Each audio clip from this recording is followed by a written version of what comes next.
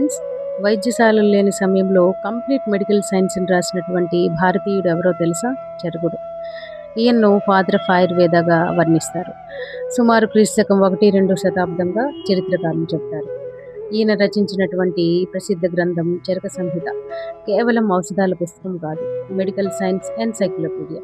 ఈ గ్రంథంలో మనిషి శరీర నిర్మాణం, వ్యాధులు ఎలా వస్తాయి, వాటిని ఎలా నివారించాలి, వైద్యుడి నైతిక బాధ్యతలు అన్నీ వివరంగా ఉన్నాయి. ఈ గ్రంథాన్ని అరేబియన్, పర్షియన్ భాషల్లోకి తర్జుమా చేయడం జరిగింది. చరకుడు చెప్పిన ఆరోగ్య నిర్వచనం అద్భుతమైనది.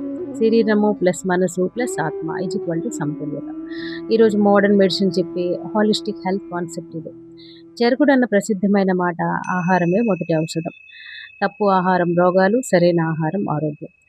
ఇప్పుడున్న డైట్, థెరపీ, న్యూట్రిషన్ సైన్స్ అన్నిటికీ ఇదే ఆధారం. శరీరంలో సహజ నిరోధక శక్తి ఉందని, దాన్ని పెంచుకోవచ్చని సంవత్సరాల ముందే చెప్పారు.